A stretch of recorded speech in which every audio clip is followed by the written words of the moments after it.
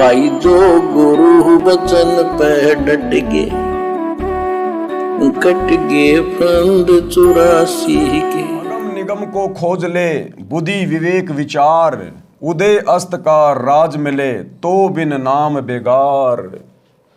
सतगुरुदेव क्या कह रहे हैं कि हे नादान प्राणी, इन शास्त्रों को पढ़कर, महापुरुषों के इतिहास को पढ़कर जो पहले घटनाएं घटित हो चुकी हैं, जो आगे तेरे साथ में बनेगी, तो उसके ऊपर थोड़ा सा विचार कर ले, थोड़ा सा बुद्धि विवेक लगा।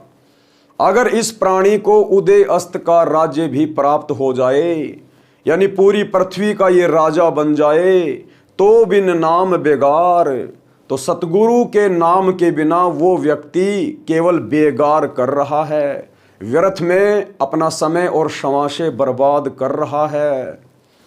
आज भारत देश का प्रधानमंत्री या देश का सबसे बड़े से बड़ा व्यापारी जैसे मुकेश अंबानी 20 लाख करोड़ की संपत्ति का मालिक है, प्रधानमंत्री देश का राजा है, सर्वशक्तिमान है। यदि इन दो व्यक्तियों ने सतगुरु से उपदेश लेकर शत भक्ति नहीं की, और सतगुरु केवल धरती पर एक ही है, सतगुरु रामपाल जी, अगर इन जैसे व्यक्तियों ने जो अपने आप को सुखी मान रहे हैं, यदि सतगुरु से उपदेश लेकर शत भक्ति नहीं की, तो अंत में ये आत्माएं हाथ मलती हुई जाएंगी।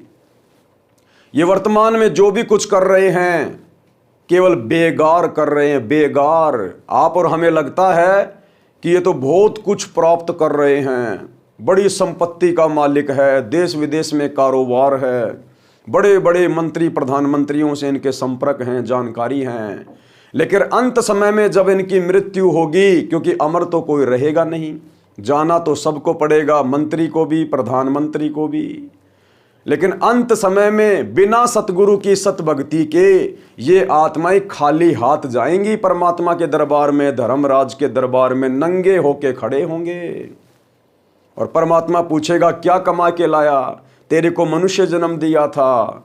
फिर वहाँ इनके पल्ले कुछ नहीं होगा सिवाय नीची गर्दन करके खड़े होने के, क्योंकि यहाँ तो हमें ये बहुत पैसे वाले दिखाई दे रहे हैं, बहुत ज़्यादा सुख प्राप्त दिखाई दे रहे हैं, लेकिन सतगुरु की सतभक्ति के बिना इनके पास में कुछ भी नहीं रहेगा। ये यहाँ की जान पहचान, यारी दोस्ती, फैक्ट्रियाँ, रिश्तेदारियाँ, धन दौलत, परिवार, ये सब यहीं रह जाएंगे। दो मुट्ठी राख बन जाएगा ये शरीर अंत में, और फिर ये प्राणी पछताएगा जब यम के दूत इसकी पिटाई करते हुए लेकर जाएंगे। जो शत भक्ति नहीं करता उस प्रधानमंत्री को भी यम के दूत नंगा करके लठों से मारते हुए लेकर जाते हैं। जो शत भक्ति नहीं करता उस 20 लाख करोड़ के मालिक को भी यम के दूत नंगा करके लठों से पीटते हुए लेकर जाते हैं। हम यहाँ उनकी 12वीं मनाते हैं, 13वीं मनाते हैं, उनके नाम के जश्न मनाते हैं, उनकी बड़ी बड़ी मूर्तियाँ बनाते हैं, और वो कहीं 84 लाख योनियों में धर्मराज के द्वारा डाल दिए जाते हैं। वे महापुरुष तो गधे कुत्ते सुअर पशु पक्षी बनकर घूम रहे हैं, और यहाँ उनकी मूर्तियों की पूजा की जाती है, उनके गले में माला डाली जाती है, उनकी जयंतियाँ मनाई जाती है। तो इस काल ने हम जीवों को बिना सतभक्ति के और बिना सृष्टि रचना की जानकारी के इस प्रकार से उल्लू बना रखा है, उल्लू। तो बेगार क्या है, गुरुदेव ने बहुत ही अच्छे शब्दों में बताया है। अगम निगम को खोज ले बुद्धि विवेक विचार, उदय अस्त का राज मिले तो बिना नाम बेगार। भावार्थ, पुराने समय में पुलिस थानों में जीप कार आदि गाड़ियां नहीं होती थी। जब पुलिस वालों को कहीं रेड यानी छापा मारना होता तो किसी प्राइवेट 3 व्हीलर या 4 व्हीलर वाले को ज़बरदस्ती पकड़ लेते और उसके व्हीकल 3 व्हीलर या 4 व्हीलर में बैठकर जहां जाना होता ले जाते। ड्राइवर भी 3 व्हीलर वाला होता था तथा पेट्रोल डीजल भी वही अपनी जेब से डलवाता था। उस दिन की दिहाड़ी भी नहीं कर पाता था।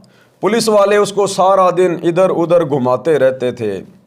आम व्यक्ति तो ये विचार करता था कि ये 3 व्हीलर वाला आज तो बहुत ज़्यादा कमाई करेगा, सारा दिन चला है, परंतु उसका मन ही जानता था उस दिन उसके साथ क्या बीती होती थी।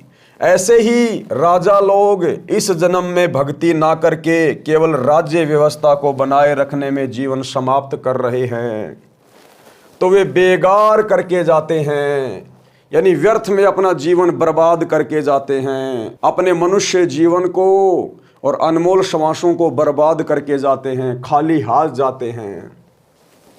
पूर्व जन्म के धर्म कर्म से राजा बनता है, वर्तमान जन्म में उसी पुण्य को खर्च खा रहा होता है। जनता को तो लगता है कि राजा बड़ी मौज कर रहा है, आध्यात्मिक दृष्टि से वह बेगार कर रहा है, बेगार अपनी पिछले जन्मों की भक्ति कमाई को खा खर्च के नष्ट कर रहा है और अपने अगले जीवन को नरकमय बना रहा है, नरकमय, बिना सतगुरु की भक्ति के। क्योंकि परमात्मा के दरबार में इस संसार की संपत्ति का कोई महत्व नहीं है। परमात्मा के दरबार में तो भक्ति की कमाई की वैल्यू है, भक्ति धन की। कबीरा सब जग निर्धना, धनवंता ना कोई, धनवंता सो ही जानिए जिसके पास राम नाम धन होए। अब उस प्रधानमंत्री के पास, उस बहुत बड़े व्यापारी के पास, जिसने पूरे जीवन सत भक्ति नहीं की, 2 के 4 बनाने में लगा रहा, वो यहाँ की संपत्ति भी ऊपर नहीं लेकर जा सका और सतगुरु का भक्ति धन भी उसके साथ नहीं।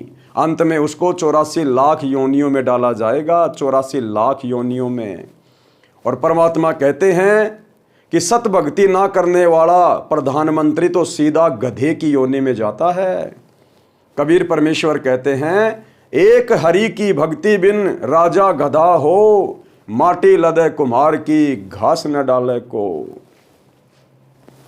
भक्ति कमाई नहीं कर रहा है। यदि व्यक्ति पूर्ण गुरु से दीक्षा लेकर भक्ति नहीं करता है तो उसको चाहे उदय अस्त का यानी पूरी पृथ्वी का राज्य भी मिल जाए तो भी वह 3 व्हीलर वाले की तरह व्यर्थ ही मारो मार यानी गहमा गहमी कर रहा है।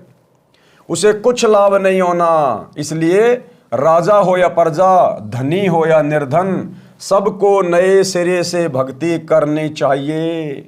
उसी से उनका भविष्य उज्जवल होगा।